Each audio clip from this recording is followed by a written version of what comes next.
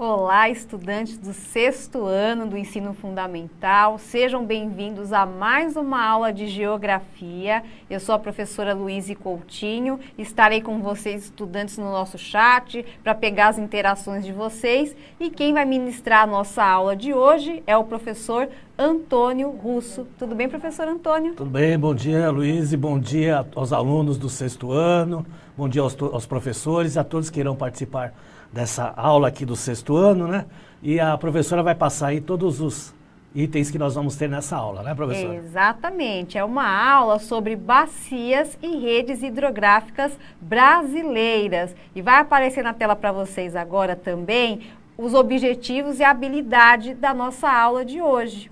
O que a gente vai trabalhar hoje, pessoal? Trabalharemos a habilidade identificar os componentes da morfologia das bacias e das redes hidrográficas e analisar as relações com a cobertura vegetal, a topografia e a ocupação do solo urbano e rural, habilidade esta do currículo paulista. A unidade temática é conexões e escalas e o objeto do conhecimento é relações entre os componentes físicos naturais. Para a gente começar a nossa aula, nós vamos acompanhar aí um vídeo sobre bacias hidrográficas do Brasil e eu peço aos estudantes do 6º ano que prestem bastante atenção, tentem pegar o máximo de informações no nosso vídeo. Quem quiser fazer anotações no caderno, fiquem à vontade, porque na volta do vídeo a gente já tem uma atividade para vocês no chat. Vamos conferir o nosso vídeo?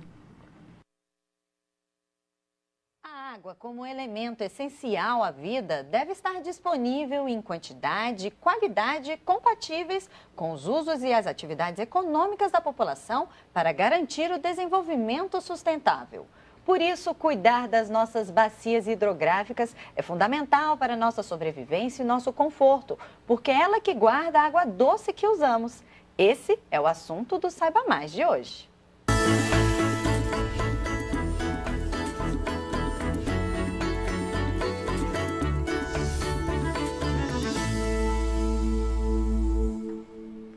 Estamos no estúdio com Renato Ferreira, diretor do Departamento de Recursos Hídricos e de Revitalização de Bacias Hidrográficas da Secretaria Nacional de Segurança Hídrica do Ministério do Desenvolvimento Regional. Obrigada por ter vindo. Obrigado a você. Renato, primeiramente, vamos entender quanto de água a gente tem no nosso planeta. Estima-se em torno de 1,4 bilhões de quilômetros cúbicos de água, mas sendo que desses, em torno de 97,5% estão nos mares. Água salgada, né? Água salgada. Então, nós temos em torno de 2,5% de águas doces no planeta. Mas dessas também, parte estão nas geleiras, parte são águas subterrâneas. Então, é um volume realmente disponível de água muito pequeno, em torno de 1% que nós temos. E desse 1%, né, assim como de toda essa água, quanto que está no nosso país? O Brasil é um dos países com maior volume de água, né? Em torno de 12% da água doce do planeta está no Brasil. Enquanto em algumas regiões a gente tem abundância, em outras a gente tem escassez. Por isso, a distribuição de água no Brasil é desproporcional. Vamos ver aqui no mapa como que está essa proporção, né? Aquela região que tem menos gente tem mais água e que tem mais gente tem menos água, né? Explica pra gente. Exatamente. Isso se deu em função da ocupação mesmo do território brasileiro, né? Então, nós temos esse desafio grande na região Nordeste, especialmente. Você vê que nós temos em torno de 3% do volume de água. O Sudeste, que não fica atrás, porque proporcionalmente também é onde está uma concentração populacional do Brasil. Nós temos o Rio Paraíba do Sul, né, que é um rio, na verdade, frágil para a quantidade de população. Mais de 12 milhões de pessoas do Rio de Janeiro dependem do Rio Paraíba do Sul, né? E nós temos todo o nosso desafio das atividades econômicas hoje no Centro-Oeste, né, que detém em torno de 16%, mas é onde nós temos um uso agrícola muito intensivo. Como você colocou aqui, né, o crescimento populacional, bem como atividades econômicas, influenciam nessa desproporção. Mas existem outros fatores também? Exato. Onde nós temos maior número da população e um volume menor de recursos hídricos, aumenta os desafios para a gestão, né? É como se você tivesse um copo, né? Se você tem um copo cheio, um copo pela metade ou 30% de um copo, e uma família grande e uma família pequena. Exato. Então você tem que distribuir de acordo com a população. Por isso que a Lei das Águas, que é de 1997, ela é uma lei muito atual, tem 22 anos, mas ela tem como seu objetivo principal, primeiro, fazer uma gestão da água de forma que se tenha água para a atual e futuras gerações e para os usos múltiplos. E entre os usos múltiplos, o abastecimento humano, o consumo humano é a prioridade. Então, sempre que vai se fazer uma gestão de um rio, das águas superficiais ou subterrâneas, tem que se olhar primeiro os mananciais de abastecimento públicos. Todos nós estamos acostumados a consumir água e a falar de sua importância no nosso dia a dia. Mas já parou para pensar nos diferentes usos que ela pode ter? Confira no vídeo produzido pela ANA, Agência Nacional de Águas. Imagine um produtor que precisa tirar a água de algum rio para irrigar sua plantação. Todo o uso de recursos hídricos feito acima do ponto do rio onde esse irrigante faz sua captação, ou seja, em direção à nascente, é chamado de uso a montante. E os que estão abaixo desse produtor, em direção à foz, são chamados usos a jusante. Ao longo do rio, agricultores a jusante e a montante de determinado trecho precisam captar água para a irrigação, assim como os pecuaristas para a criação de animais e as cidades para o abastecimento público, entre outros usos chamados consultivos, quando a água é retirada para ser consumida. Mas existem também os usos não consultivos, a água utilizada para navegação, para pesca, para mover turbinas de hidrelétricas e gerar energia ou para lazer e turismo, permanece no curso. Voltamos, espero que vocês tenham prestado bastante atenção no vídeo, porque agora é a hora da nossa interação pelo chat. Dá uma olhadinha nas perguntas que vão aparecer aí na tela. Vocês vão responder duas perguntas, pessoal. A primeira é: qual a região do Brasil tem a maior disponibilidade de água doce? E a segunda questão é: qual região do Brasil tem a menor disponibilidade de água doce? Quantos minutos, professor Antônio? 1 minuto. Beleza, então em 1 minuto a gente volta.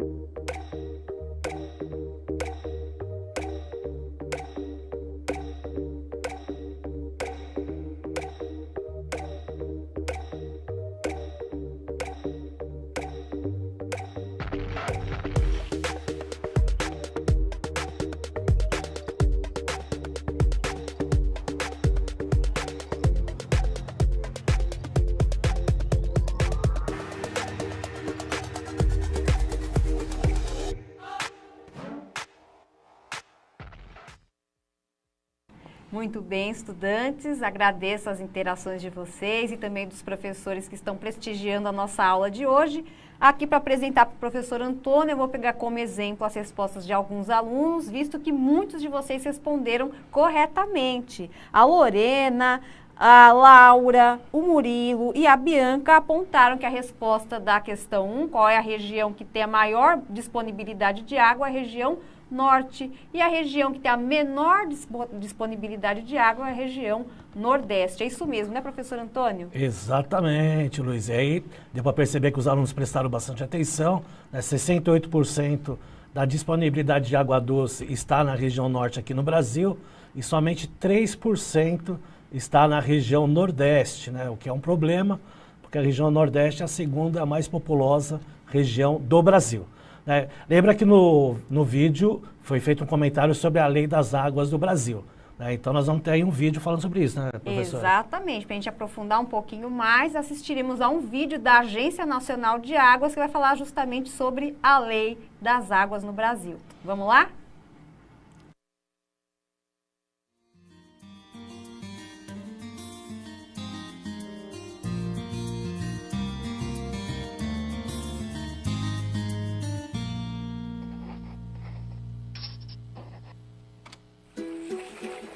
A Lei das Águas do Brasil. O Brasil é um país gigante. É o quinto maior do mundo em área territorial, com uma enorme biodiversidade distribuída em variados ecossistemas e um litoral de mais de 7.300 quilômetros de extensão. O país conta ainda com imensas reservas de água doce, disponível nas várias bacias hidrográficas que incluem o maior rio do planeta em volume d'água e imensos aquíferos subterrâneos. E toda essa água serve de muitas maneiras diferentes a uma população de mais de 200 milhões de pessoas. Mas enquanto em algumas regiões ela é abundante, outras convivem com sua escassez. O crescimento da população, principalmente nas grandes cidades, e a degradação decorrente das atividades industriais, agropecuárias, de mineração e de ocupação urbana ameaçam cada vez mais a qualidade das nossas águas. A água é essencial para a nossa saúde, economia e qualidade de vida. É uma de nossas maiores riquezas e necessidades. Por isso, foi criada a Lei das Águas do Brasil, para garantir o direito de todos os brasileiros ao acesso à água. E ela se baseia em 6 princípios fundamentais. Primeiro, a água é um bem de domínio público. Segundo, é um recurso natural limitado, dotado de valor econômico. Terceiro, em situações de escassez, o uso prioritário dos recursos hídricos é o consumo humano e a dessedentação de animais. Quarto, a gestão dos recursos hídricos deve sempre proporcionar o uso múltiplo das águas. Quinto, a bacia hidrográfica é a unidade territorial para a implementação da Política Nacional de Recursos Hídricos e para a atuação do Sistema Nacional de Gerenciamento de Recursos Hídricos. E sexto, a gestão dos recursos hídricos deve ser descentralizada e contar com a participação do poder público, dos usuários e das comunidades. A Lei das Águas lançou o Sistema Nacional de Gerenciamento de Recursos Hídricos, com matriz para o planejamento e gestão das nossas águas. O SINGRE é composto em nível federal pelo Conselho Nacional de Recursos Hídricos, pelo Ministério do Meio Ambiente e pela ANA, Agência Nacional de Águas. No estadual, os Conselhos Estaduais de Recursos Hídricos, as Secretarias de Meio Ambiente e órgãos gestores estaduais. E no contexto das bacias hidrográficas, os comitês de bacias, as agências de águas e secretarias. Essa matriz reflete a principal missão da Lei das Águas: criar bases para uma forma de gestão descentralizada, democrática e participativa de nossos corpos d'água, em que as decisões sejam tomadas onde os problemas acontecem, beneficiando o maior número possível de pessoas. Acesse www.ana.gov.br para saber mais sobre a Lei das Águas do nosso país e conheça a agência que cuida das águas do Brasil. Bom, então vocês viram aí que nós temos aí a Lei 9433 de 1997, né, que dividiu em 6 partes, né, as obrigações do tratamento dessa água, a importância, né? Apesar de o Brasil ter aí 12% de disponibilidade de água doce do planeta, né, nós temos que tratar bem, porque se poluir, não tem como usar, né, professor? Exatamente, né? E também tem que promover a distribuição da água pelas regiões e também de acordo com as necessidades, né? Exatamente. Então nós temos aí também, além da Lei 9433 de 1997, nós temos uma resolução, nós vamos aí acompanhar na tela a leitura, que é a resolução número 32, de 15 de outubro de 2003. Considerando a importância de se estabelecer uma base organizacional que contemple bacias hidrográficas como unidade do gerenciamento de recursos hídricos para a implementação da Política Nacional de Recursos Hídricos e do Sistema Nacional de Gerenciamento de Recursos Hídricos. Considerando a necessidade de se implantar base de dados referenciada por bacia em âmbito nacional, visando a integração das informações de recursos hídricos e considerando a resolução CNRH número 30 de 11 de dezembro de 2002, que define metodologia de codificação e procedimentos de subdivisões em agrupamentos de bacias e regiões hidrográficas no âmbito nacional, resolve. Artigo 1º. Fica instituída a divisão hidrográfica nacional em regiões hidrográficas, nos termos dos anexos 1 e 2 desta resolução, com a finalidade de orientar, fundamentar e implementar o Plano Nacional de Recursos Hídricos. Então é importante retratar essa questão das leis, né, a questão da resolução, que retrata bem. Né, nós tínhamos 7 bacias hidrográficas, agora ela foi dividida para 12 bacias hidrográficas, então para ver, né, a imensidão aí que o Brasil tem de quantidade de água doce, né, então tem que ter uma legislação para se apoiar, porque a agricultura utiliza em abundância, as residências utilizam, né, nós utilizamos no nosso dia a dia, as indústrias utilizam, então tem essa necessidade. Como ele citou a questão aí da divisão de região hidrográfica, vamos ver o que é uma região hidrográfica.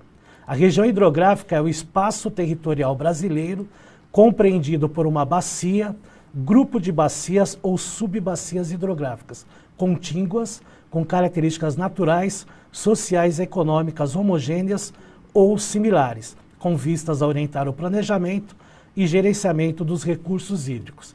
E aí, com essa divisão de região hidrográfica, né, se torna-se mais fácil de você estar, né, controlando e gerenciando as bacias hidrográficas. E falando nessa divisão hidrográfica, vocês vão acompanhar no próximo mapa como está dividida aí a divisão hidrográfica nacional. Nós observamos no norte, né, como foi citado no vídeo, a maior bacia do Brasil e do mundo, que é a bacia hidrográfica aí do Amazônia, né? Então a região norte, principalmente por causa do rio Amazonas e dos seus afluentes, né? Mas observamos outras bacias importantes, como, por exemplo, a Bacia da Prata, né, que fica na região sul, que é a 4ª maior do mundo.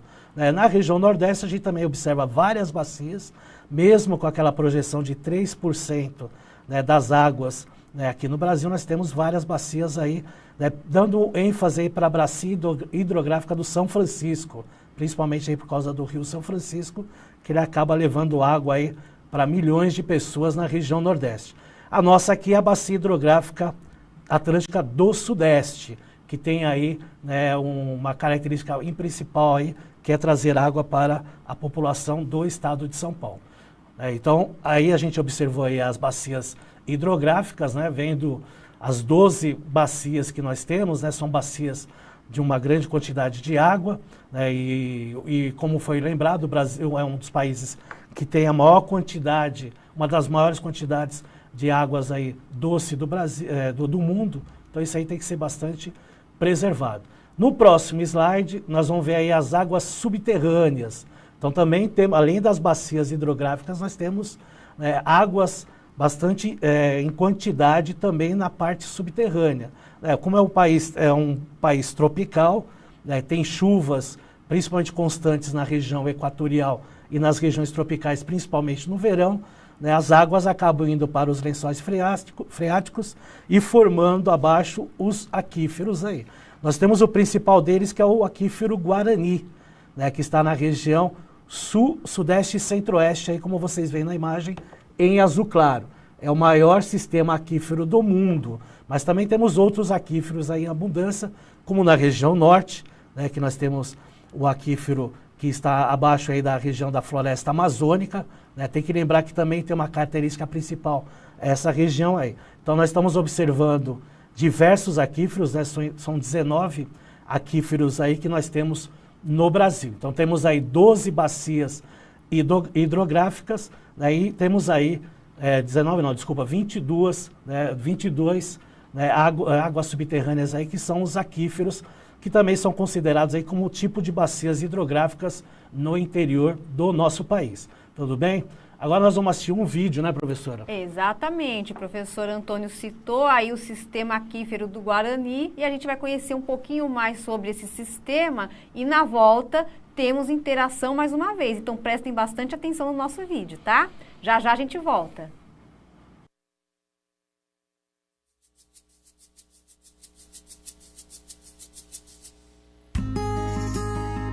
O sistema aquífero Guarani é uma das maiores reservas subterrâneas de água doce do mundo e ocupa territórios do Brasil, Uruguai, Argentina e Paraguai.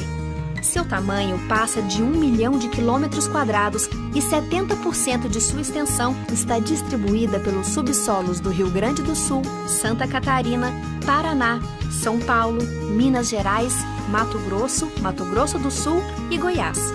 O volume total estimado do Guarani é de 33.051 quilômetros cúbicos, o que corresponde a 33 trilhões de litros de água. Com a reserva explotável do aquífero, seria possível abastecer a população brasileira por cerca de 4.000 anos. Mas por que é importante conhecer as características do sistema aquífero Guarani?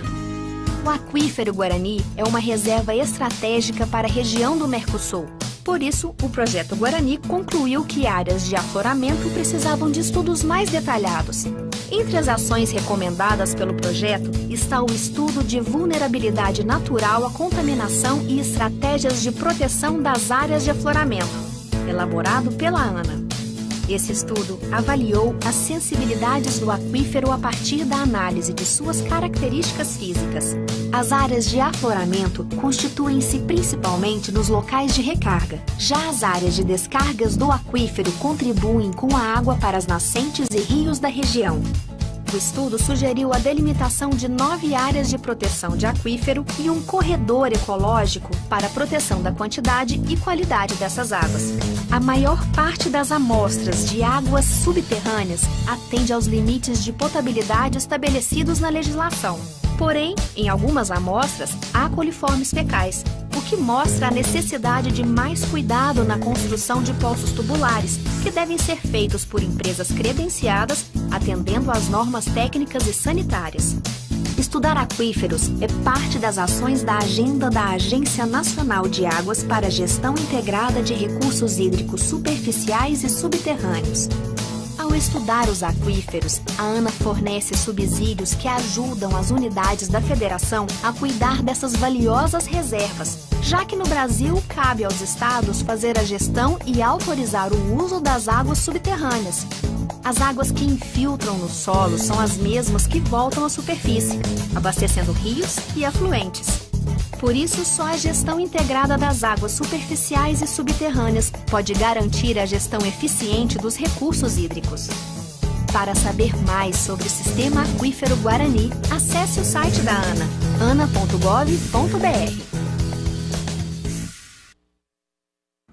Legal o vídeo, né, pessoal? Espero que vocês tenham prestado bastante atenção, feito anotações ou mesmo tirado print da tela, porque agora temos a atividade que vocês vão responder no nosso chat. Dá uma olhadinha nas perguntas. Então, a primeira questão é: quais países têm em seu território o aquífero Guarani? Quais países? Já na 2 é: cite 3 estados brasileiros em que o aquífero Guarani está localizado. 1 minutinho, professor Antônio? Vou dar 1 minuto e meio, né? Porque são 2, né? Então vamos lá, 1 minuto e meio. Já já a gente volta.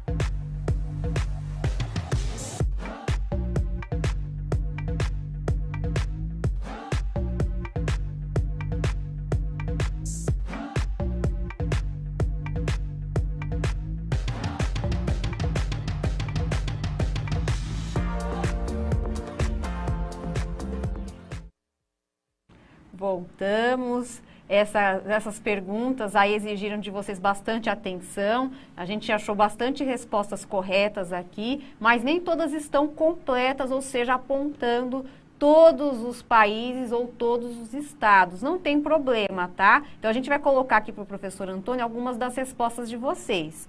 O Guilherme, ele respondeu para a pergunta 1, Brasil, e para a pergunta 2, São Paulo, Minas Gerais e Mato Grosso. O Ryan respondeu Argentina e Paraguai para 1, na 2, Goiás, São Paulo e Santa Catarina. Já o Caio, para a questão 1, respondeu Brasil, Uruguai, Paraguai e Argentina.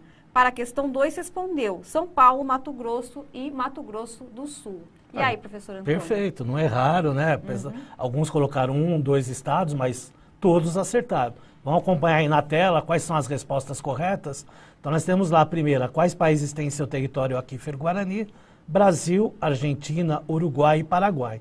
E cite pelo menos 3 estados, né? Nós vamos colocar todos aí, né? No sul, Rio Grande do Sul, Santa Catarina e o Paraná, que são todos, né, do sul.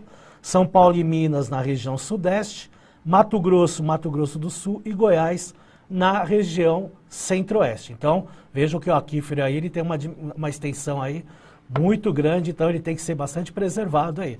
Se ficar preservado, nós temos água aí garantida para a população por 4.000 anos, né, professora? Exatamente, mas é muito importante a gente também fazer a nossa parte, que é não poluir, né? Porque tem que preservar esse recurso que é valiosíssimo, tanto para a vida humana, mas também, como nós vimos em outro vídeo, tem um valor econômico ali atribuído. Isso tudo pode impactar no futuro se a gente não cuidar hoje.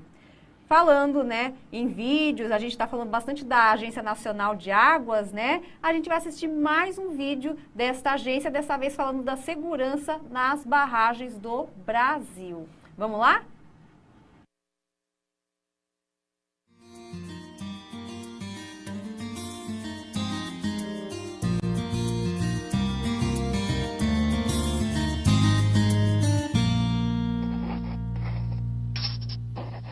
A segurança de barragens no Brasil. Algumas invenções mudaram a história da humanidade. O domínio do fogo, a invenção da roda e a construção de barragens para armazenar água e garantir os seus usos. Desde a antiguidade, dispor de água doce de boa qualidade é uma condição básica para o desenvolvimento da sociedade. Ao aprender a construir barragens com seus reservatórios, a humanidade encontrou uma forma de melhorar sua relação com a água. Isso possibilitou uma melhor qualidade de vida e condições para o crescimento das cidades e aprimorou o desenvolvimento de atividades essenciais, como a agricultura e a pecuária. Com o tempo, outros usos, como o abastecimento urbano e industrial, a contenção de resíduos industriais e de rejeitos de mineração, a geração hidrelétrica e o controle de enchentes e secas, incentivaram a construção de muitas barragens. Por conter grande volume de água, as barragens acumulam uma enorme quantidade de energia, que canalizamos para mover mecanismos que vão de rodas d'água e moinhos a turbinas de usinas hidrelétricas. Aliás, a maior parte da energia elétrica produzida no Brasil hoje é proveniente de usinas hidrelétricas, alimentadas por grandes reservatórios de água. As barragens podem ser de vários tipos e tamanhos, desde pequenas represas para uso localizado, para abastecimento rural e recreação, até algumas das maiores e mais impressionantes estruturas construídas pelo homem. Muitas delas aqui no Brasil, como as represas de Itaipu, Tucuruí e Sobradinho, entre muitas outras. Construídas com vários materiais e técnicas diferentes, podem ser feitas de terra, de rocha, de concreto e combinações desses materiais. Elas estão em toda parte e são muito importantes porque trazem benefícios para todos, como guardar água para os períodos de seca e controlar as cheias dos rios nos períodos de chuvas. Mas essas obras também podem envolver grandes impactos e riscos. Ao ser construída, uma barragem sempre representa uma interferência ambiental e social. Grandes áreas são alagadas, impactando a flora e obrigando a migrações de fauna. Muitas vezes, cidades e comunidades inteiras têm que ser relocadas. Além disso, a ruptura de uma barragem pode liberar em segundos uma enorme massa de água, causando grandes prejuízos materiais e humanos. O estudo dos acidentes que já aconteceram pelo mundo comprovou que a maior parte aconteceu por falhas humanas. Na verdade, as barragens são seguras, desde que sejam bem planejadas, construídas, mantidas e utilizadas. É essencial regular e fiscalizar essas construções. Ações preventivas de acidentes devem ser realizadas pelos empreendedores, como monitoramento e registro de dados, elaboração de planos de ações de emergência, inspeções e revisões periódicas da segurança, além de solicitar à sua entidade fiscalizadora a outorga ou autorização para o barramento planejado, em projeto, construção ou já existente. É por isso que o Brasil possui uma Política Nacional de Segurança de Barragens. As atribuições dessa política são distribuídas entre várias entidades, como órgãos estaduais de recursos hídricos e meio ambiente, a Agência Nacional de Energia Elétrica, o Departamento Nacional de Produção Mineral, o IBAMA e a Agência Nacional de Águas. A ANA tem um papel central nesse quadro, promovendo a articulação entre estes órgãos e coordenando o Sistema Nacional de Informações sobre Segurança de Barragens. Outro importante avanço foi a determinação de que a responsabilidade legal pela segurança das barragens cabe aos empreendedores públicos e privados que constroem e exploram cada uma. A ANA deve fiscalizar as condições de segurança das barragens sob sua jurisdição. Acesse www.ana.gov.br para saber mais sobre a Política Nacional de Segurança de Barragens e conheça a agência que cuida das águas do Brasil. Então vimos nesse vídeo aí a importância de você ter uma política nacional, né, desses represamentos de água, porque ela é importante, ela afeta a população, afeta o meio ambiente, a fauna e a flora, né? Porque são milhões de quilômetros quadrados aí que você tem que inundar para transformar em bacias hidrelétricas, em regiões de água para fornecer para a população, principalmente em áreas que têm carência com menos água doce, né? Que é a questão aí da região Nordeste, que aí tem que construir barragens de água, açudes e outras coisas mais, né?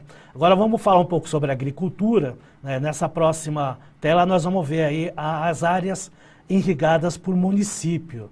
A gente observa que a região centro-oeste é a maior região aí de irrigação.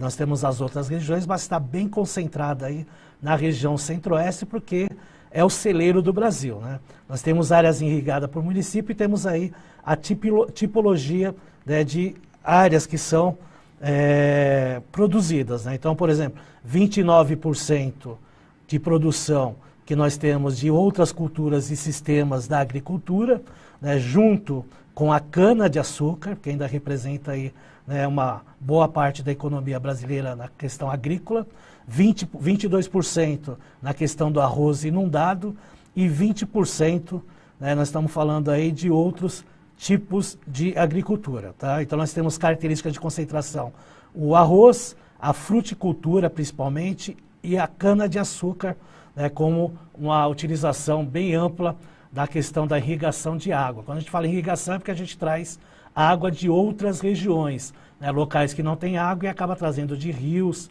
né, de açudes e de canais aí que são feitos artificialmente para trazer água para a agricultura. No outro mapa, nós vamos aí observar a tipologia predominante, tá? Então nós temos aí o arroz inundado, principalmente na região sul do Brasil, né? Nós temos aí a cana-de-açúcar, que envolve principalmente a região sudeste e a região nordeste, né? Nós temos aí pivôs centrais, que são outros tipos de agricultura. Então, basicamente, o que a gente observa é, logicamente, uma distribuição boa entre a região sul, nordeste e centro-oeste, mas com uma concentração maior no centro-oeste, dessas características aí de irrigação e de produção agrícola no Brasil, que tem a necessidade da água, né, professora? Exatamente, para a gente ter uma noção maior, né, do que essa questão da irrigação na agricultura, a gente vai ver mais um vídeo da Agência Nacional de Águas, a ANA, falando sobre o uso da água na agricultura irrigada. Vamos lá? maior uso da água no Brasil e no mundo é feito pela agricultura irrigada. A irrigação gera riqueza para o país, ajuda a produzir alimentos para a população e está presente nas atividades do nosso cotidiano. Para entender a dimensão desse consumo e a sua importância, foi criado o Atlas Irrigação. O Atlas Irrigação é um estudo da Agência Nacional de Águas que consolida resultados próprios e de várias parcerias e apresenta informações inéditas sobre a agricultura irrigada no Brasil. São anos de estudos para ajudar a gestão de recursos hídricos em tomadas de decisão e análise dos possíveis cenários de uso da água. Isso para garantir o consumo responsável e garantir os usos múltiplos. O Atlas Irrigação subdivide a agricultura irrigada em 4 grandes grupos de cultura e sistemas de irrigação: arroz inundado, cana-de-açúcar, demais culturas em pivôs centrais e demais culturas e sistemas. Para cada divisão, foi usada uma estratégia de análise diferente. A evolução desse processo foi analisada de perto. Dos anos 70 até agora, muitos avanços foram feitos, como a intensificação da agricultura irrigada no semiárido e a expansão para o centro-oeste. O Brasil está entre os 10 países com a maior área equipada para irrigação do mundo e ainda tem um grande potencial de expansão. E, além disso, foram feitas estimativas do uso da água em 2030, considerando as projeções de área irrigada por tipologia de irrigação. Além do uso anual das águas, o estudo estimou as demandas mensais para mostrar a variação do uso em todo o Brasil. O conhecimento do Atlas Irrigação é fundamental para a gestão de recursos hídricos e o setor agrícola brasileiro, contribuindo para o aprimoramento do uso da água, o desenvolvimento do país e um futuro melhor. Então vimos aí a importância da irrigação que nós temos aqui no Brasil, porque a agricultura utiliza mais de 60% da disponibilidade de água que nós temos no nosso país. Então é importante para nós porque ele trata aí da nossa alimentação principalmente. Vamos olhar no próximo mapa aí a densidade demográfica e a população total nas regiões hidrográficas. Então nós estamos vendo, né, as regiões hidrográficas junto com a densidade no Brasil. Então a gente vai observar a bacia hidrográfica número 1, que é a bacia amazônica maior do Brasil e do planeta. Nós temos uma densidade baixa de população, por exemplo, no estado do Amazonas é menos de 1 habitante por quilômetro quadrado, mas como tem aí, envolve região centro-oeste e outras partes da região norte, nós temos em torno de 2,7 a 12,6 habitantes por quilômetro quadrado. Então vocês veem que tem uma bolinha pequena azul, então uma quantidade de água, a gente viu lá uma quantidade enorme nessa bacia, para uma pouca quantidade de população. Já na região sudeste, nós temos lá o 10, que seria a bacia do Paraná, com uma quantidade de população acima de 30 milhões de habitantes. Então a densidade demográfica aí é acima de 41 habitantes por quilômetro quadrado e utiliza aí uma maior projeção de água. Então a quantidade de volume de água por habitante é menor do que na região norte. Na região nordeste nós também temos uma densidade demográfica muito alta, com uma quantidade menor de água, como a gente viu no primeiro vídeo, 3% da disponibilidade de água está nessa região. Então a gente observa que existem 2 problemas no Brasil: a distribuição da população e a distribuição de água doce no Brasil. Vamos para o próximo mapa. Ele também mostra aí a questão da densidade populacional e a gente observa, as partes mais escuras está na região litorânea aí do Brasil, pegando lá desde o norte, do nordeste até a região sul. Então precisava aí de uma maior quantidade de água nessa região, o que acontece mais é na região norte. E o outro mapa que a gente está vendo aí é os biomas. Então nós temos o maior bioma também do planeta, que é o bioma da Amazonas, junto com a bacia hidrográfica brasileira. Então temos aí o mapa de distribuição aí dos biomas, a importância da vegetação com a questão da água. Tudo bem, pessoal? Aí vocês aí estudem um pouquinho mais, printem a tela, Agência Nacional de Águas e Saneamento Básico. Está aí o link para vocês entrarem, é muito interessante, dá para ensinar aprender bastante aí. Tudo bem, pessoal? Eu agradeço aí a participação de vocês, agradeço a professora Luíse, né, professora? Eu agradeço ao professor Antônio e também aos estudantes e professores que prestigiaram a nossa aula de hoje, as participações do chat muito bem feitas ali pelos alunos. Não esqueçam de avaliar a nossa aula através do link ou do QR Code que aparece aí para vocês na tela, para a gente saber se vocês gostaram da nossa aula, dando sugestões, apontamentos, tá? A gente vai adorar saber. Muito obrigada e até a próxima aula. Tchau, tchau.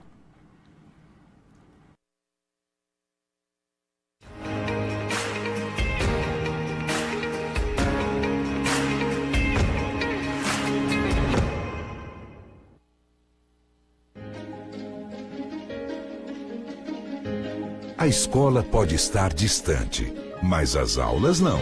Por isso, o governo de São Paulo criou um aplicativo online de aulas com chats para todos os estudantes da rede pública de ensino durante a quarentena. O acesso à internet é gratuito e você ainda pode assistir às aulas ao vivo nos canais digitais da TV Cultura. Baixe o aplicativo e estude.